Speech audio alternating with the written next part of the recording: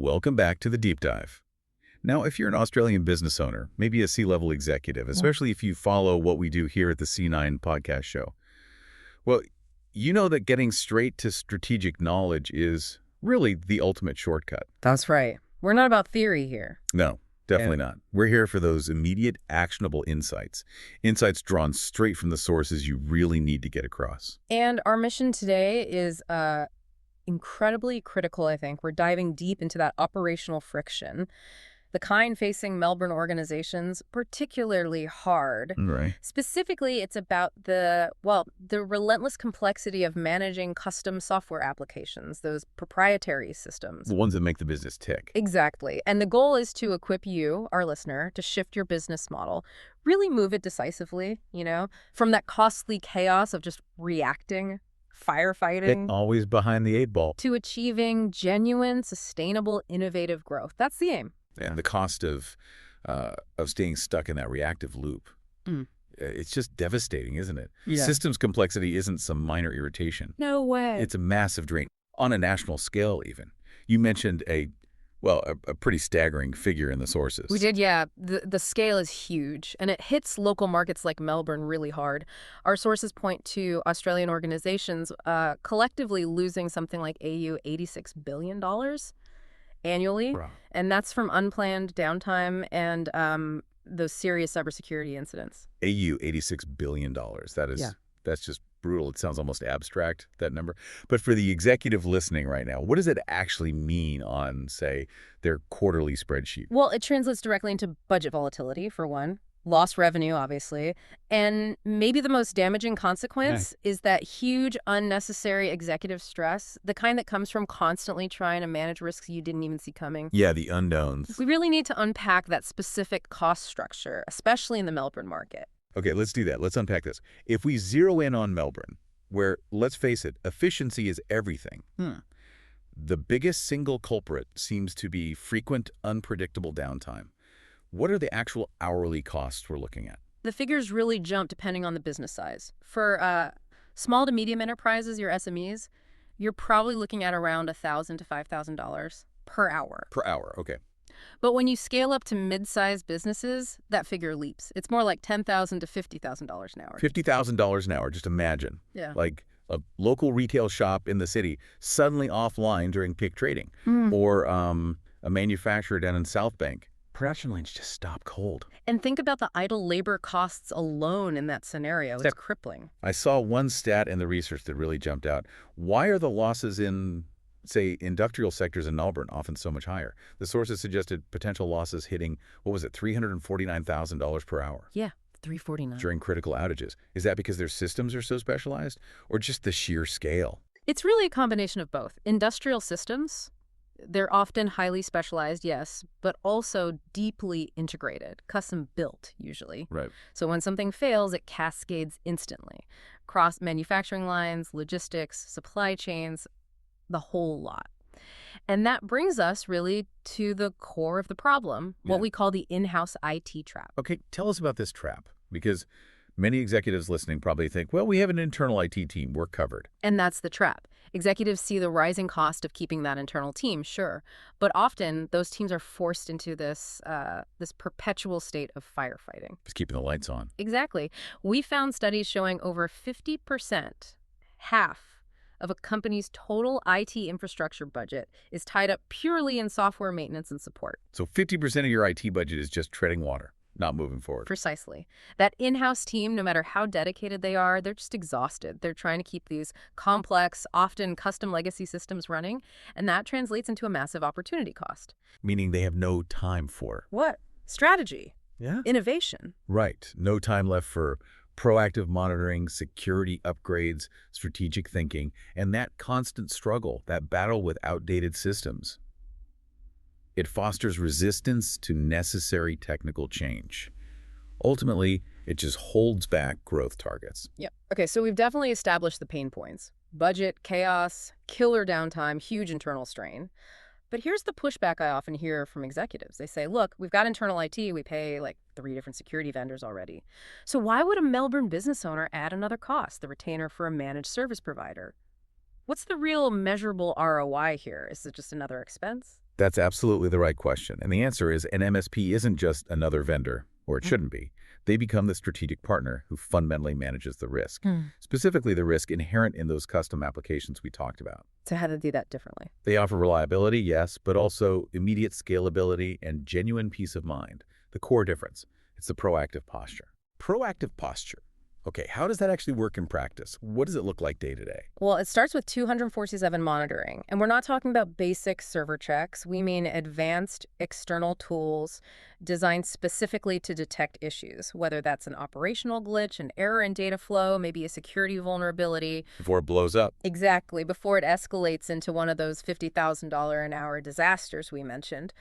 So this immediately minimizes downtime and, crucially, improves your security posture right from the start. And importantly, I guess it tackles that budget volatility you mentioned earlier. Absolutely. You move away from those expensive, unpredictable, ad hoc repair bills, the Yeah. panic fixes, Right. towards cost predictability. It's achieved through fixed service agreements. So an executive can actually budget accurately because those sudden, huge cost spikes just disappear. Okay, that makes sense. Plus, there's the talent aspect. Melbourne businesses get access to senior, specialized engineers, real experts in complex application environments, without carrying the full, often massive, salary and overheads of hiring that specialist full-time in-house. Now, this is where I think we need to talk about the Melbourne market specifically. It's sophisticated, right? Most generic MSPs, they focus on the basics, email, servers, maybe some networking. Standard infrastructure stuff, yeah. But for these businesses, the highest value assets and often the highest risk are their proprietary custom software, their unique integrations, their core databases. Yeah. Why does a company like C9 stand out in this context? That's the key differentiator. Generic MSPs often won't touch custom IP. They actively avoid it because it requires deep specialization, and frankly, it's harder. Okay. C9's focus is explicitly on custom software, applications, those complex integrations, and database management. We don't just maintain the plumbing, we collaborate on the business-critical systems themselves, the ones that actually make the money. Can you give us a concrete example of that difference, how Yeah. it plays out? Sure. Think about, say, a niche fintech firm down in Docklands. They might have incredibly complex, custom-built trade execution workflows. A generic MSP is useless when their proprietary database integration starts failing. They wouldn't know where to start. Right. A specialist MSP like C9, though, ensures that custom code isn't just stable, but it's streamlined, secure, and always optimized for peak performance. Or maybe integrating fragmented databases for a manufacturer in South Bank to get real-time inventory flow. It's about delivering trustworthy, specialized solutions. Solutions that don't just put out fires, but actually drive higher revenues and cut long-term costs linked to those broken workflows. Okay, now here's where it gets really interesting for me. Because we're talking about C-level executives. Their time is arguably their most valuable commodity, and our sources highlight that many see that crucial first step, the initial scoping session or discovery call, as just an unnecessary time sink. And that perception is probably the single biggest barrier to actually solving the problem effectively. Skipping that vital 30 to 60-minute blueprint meeting, as we call it, almost guarantees misalignment down the track. How so? What's the actual pain of skipping it? The pain is you end up with ill-fitting solutions, wasted development effort, budgets that inevitably balloon because those overlooked bottlenecks or complexities, they always surface mid-project, don't they? Always when it's most expensive to fix them. Exactly. It just exacerbates the very inefficiency you were trying to fix in the first place. So if that initial scoping session isn't just a sales pitch, what's the structured value? What does C9 actually deliver to an executive who invests that hour? It's fundamentally about structured risk mitigation. We use that time very methodically to establish 4 key pillars. First, business context. Meaning we need to deeply understand your specific goals, your proprietary workflows, any critical Melbourne-specific operational factors or regulations you're working under. Second, a precise technical audit. Looking under the hood. Properly looking under the hood. We review your current systems, paying really close attention to data flow issues, identifying the true state of that legacy software everyone's a bit scared to touch. Right, that's where you find those hidden bombs waiting to go off, the inefficiencies. Exactly. Then third, we formulate the strategic roadmap. This ensures every IT decision, every piece of work aligns perfectly with your actual business objectives, your 1-year, 2-year, maybe 5-year growth plans. Okay. And finally, number 4 is risk identification. explicitly highlighting security gaps, hidden vulnerabilities before a cyber attacker finds them for you. So that single focused session, it's not wasted time at all. Absolutely not. It saves weeks, potentially months of wasted development down the line, and potentially thousands, tens of thousands, Yeah. in misaligned costs that would otherwise be spent fixing the wrong problems. This brings up a really important question, though. Financial transparency. How do we ensure accuracy when we're dealing with custom development, custom maintenance?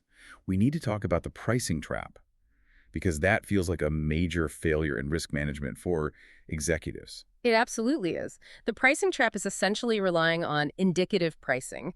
You know, those vague estimates, oh, we think this will probably cost somewhere between $20,000 and $30,000. The ballpark figure. The ballpark figure. It sounds simple, maybe even appealing up front, but it's based on rough guesswork, which is, frankly, fundamentally dishonest when you're dealing with the complexities of custom software. And for the executive signing off on that uncertainty is just, well, it's unacceptable in today's climate. That vague around $25,000 quote inevitably blows out, doesn't it? It ends up being over $30,000, maybe more, when that unforeseen technical complexity we talked about raises its head. And that's precisely how trust gets destroyed and budgets get completely sabotaged. The far superior model, and this is the key financial differentiator for the C-level listener, is discovery-based pricing. Okay, explain that. How does it work? After that comprehensive scooping session we just discussed, the project requirements are understood. Then the project is broken down precisely. For example, it might be scoped as a fixed commitment of, say, 120 hours at a specific agreed-upon hourly rate. And that work is tied directly to clear, auditable deliverables. So total transparency. You know exactly what you're paying for and what you're getting. Exactly. That transparency isn't just a nice-to-have. For an executive, it's the difference between signing off on a predictable quarter, financially speaking, versus facing an emergency budget reallocation midstream. Yeah, nobody wants that call. It massively reduces executive risk because the calculation is accurate. It's often scoped right down to the nearest hour or day needed for each task. And this precise methodology allows us to structure the return on investment into rapid, measurable stages. Okay, let's look at those returns then, those phased returns. What are the key stages C9 uses to unlock that value quickly for a client? We typically approach it in 3 phases, really designed for quick, tangible impact. Stage 1, stop the bleeding. Right, triage first. Exactly. The immediate focus is stabilizing those existing custom applications, implementing those initial proactive fixes we talked about to drastically cut downtime. Now, given the research suggests the average Australian SME downtime cost is around $3,500 a month, just achieving stability delivers thousands in savings. That's immediate ROI right from day one. Okay, makes sense. So stage 2 moves beyond just stopping the bleeding. Correct. Stage 2 is about unlocking latent value. Here, we enhance data flow, optimize those complex integrations, really cut operational costs by improving productivity within the existing proprietary software.